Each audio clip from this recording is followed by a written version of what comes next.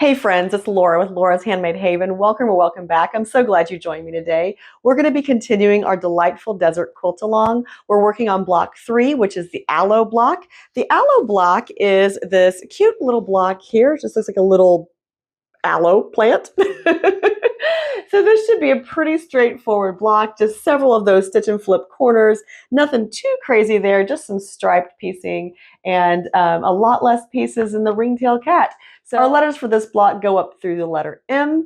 So we'll start cutting and then we'll start sewing and then we'll have our reveal. So just in case you missed it in the first 2 videos, I do have a quilt project organization sheet that you can download. The link is in the description box below.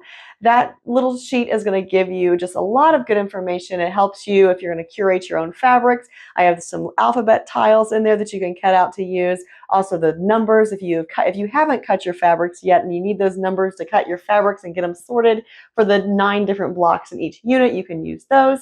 It also has a project tracker in it, so in case you are making the medium or large size quilt, you have one nice little chart that you can just mark off as you get the blocks done. So we're going to start with cutting today, so we're going to head on over to the cutting table, and I hope you join me. Now the aloe block does not require any of our black or white fabrics, just these 2 focus fabrics from our fat quarters that we have selected and some background fabric. All right, so if you're following along in the pattern booklet, you're going to want to be on page 11, and we're going to start by cutting fabric 3. And these are all going to be the same width that the pattern will tell you, and just varying lengths, which makes perfect sense to me, really. Making this cute little aloe. This quilt is going to be so cute. I'm so super excited about it.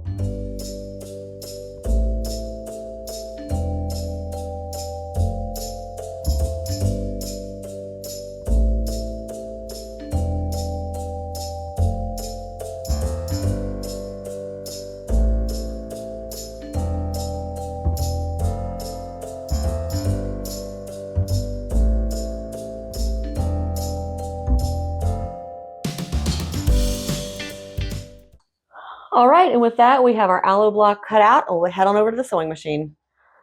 All right, just to make this a little easier on myself, I'm going to go ahead and move these around just so this is in the right order for the plant.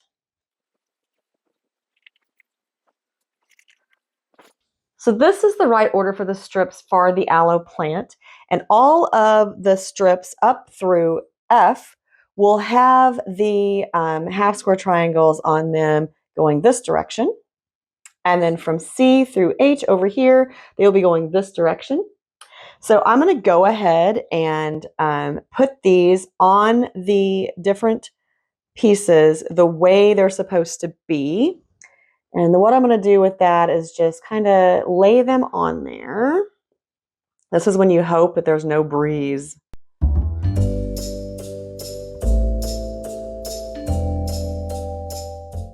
All right, so now all of these are lined up in the way they should be. So I'm just going to set this to the side of my machine and start sewing. I'm also going to sew these strips in the order that they go into the block. Now, this can be a little tricky. So what I typically like to do is flip the strip over and line that point up underneath my needle. And then I can line up the other point on my washi tape here. I won't have to mark the piece, but yet I will still get that really good straight edge like I need for that angle across the tops of that block. So again, I'm just going to flip that little strip.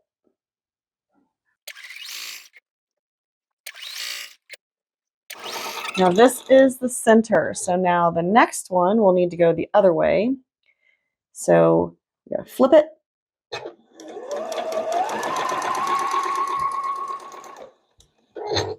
Laying these rectangles on here like that really kind of helps, because then you, you know that you're going to be sewing from that corner up to this corner. Now, because I am so anglely challenged, I will check all of these before I cut anything off because I don't want to have any of those pieces wrong. Believe me, it has happened so many times. I'm trying to be very careful when I'm cutting these apart to keep them in the correct order for the block, because I also don't want to have to order them again because there are quite a few pieces. So what I'm going to do is I'm just going to do a little finger press to finger press these rectangles back, and I'm going to lay them on my extension table here. And I'm going to do this with all of them just to make sure that I didn't cut any of them incorrectly or angle any of them incorrectly. And it does look like I did, the two middle ones. Oh my gosh. But that's why I check, because otherwise I don't do it correctly. I also said that one wrong. And I said this one wrong. Oh my goodness, Laura, what are you doing? All right. So I have a couple of these to fix. Now, when I do this, this is what I do.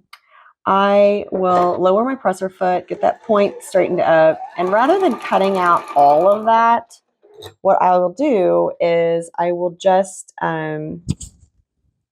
sew the correct direction, and then I'll seam rip out what was incorrect. Instead of having to do all of it, instead of seam ripping all of it and going the other way, I'll only seam rip out what needs to be fixed so I can cut the rest of it off. So I will seam rip this side and just pull it up.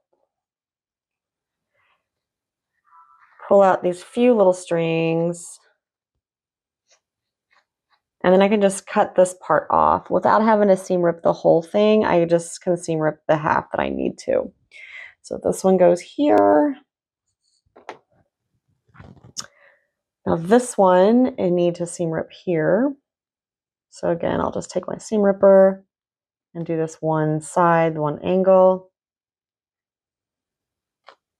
Pull it up, pull these little strings out. I'll be able to cut this off, but I didn't have to seam rip the whole seam, just half of it.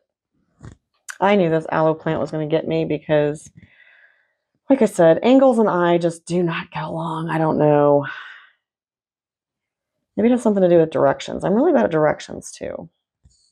And now this is the only one left that I need to do.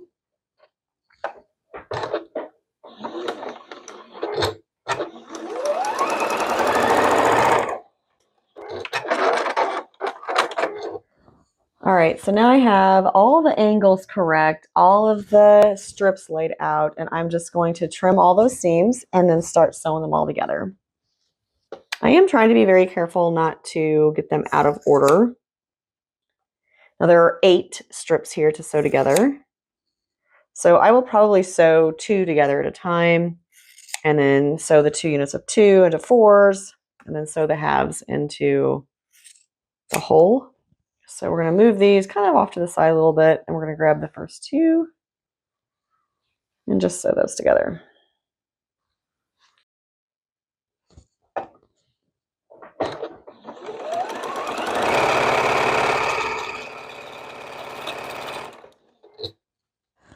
Okay, so I'm getting ready to sew the last 2 strips on. I'm going to be honest and tell you I had some issues. I did not cut a couple of my strips correctly, and I didn't do a couple of my angles correctly. So, oh goodness. I would just really, really stress the importance of measuring twice and cutting once, and checking your angles 4 or 5 times over. Yeah, so I'm going to press this out, and then we have 2 more background pieces to add just to make this boxy little aloe plant look more like a tapered aloe plant at the bottom. So here's our block before those last 2 background squares are added on.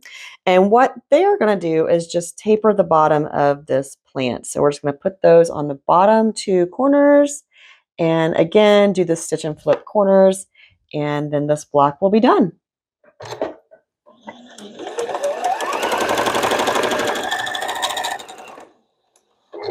Now I just sewed off it a little bit just so I could swing around and get this other side. I just don't have to cut my thread that way, and I just kind of like that because it's less chance for the machine to come unthreaded, and I don't know, I just like being able to not cut my thread. So we're going to cut these two corners. I'm going to press this block one more time, and then we'll get it on the design wall for a reveal. So my opinion of this block. Whew. All right, so there aren't that many pieces. It shouldn't be that difficult of a block, but for whatever reason, mostly because of those angles, I definitely had issues with this block. Just remember to double, triple, quadruple check the lengths of each one of these strips in relation to the length of each one of these rectangles or squares that you're adding onto the top. And make sure that your colors are sewn together correctly so you have a varying pattern across there. Thankfully, there was enough fabric left over that I was able to cut one more strip of each color so I could redo those. There was definitely enough background fabric to cut an extra piece for the two strips I had to recut. So it worked out fine. But just, yeah.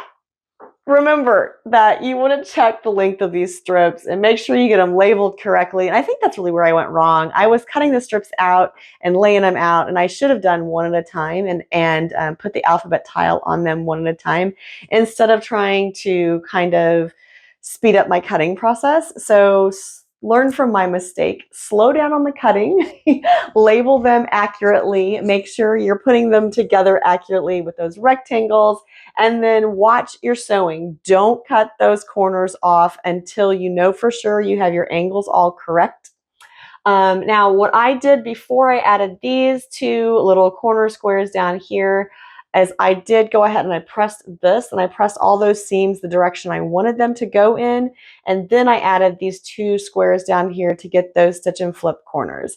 So it doesn't look like that difficult of a block. It really isn't that difficult of a block, but you do want to take your time with it. Make sure you're measuring twice, cutting once, check all your angles, check all your colors, and have fun with it. It's a really cute block. I can't believe that we're already a third of the way through our blocks for the Delightful Desert Baby Quilt, but we are. So next time we'll be working on block 4 for the quilt, and we'll just keep progressing along. Until next time, find joy in all you do. Carve out some time for crafting and creating, and remember, it's always better when you make stuff up.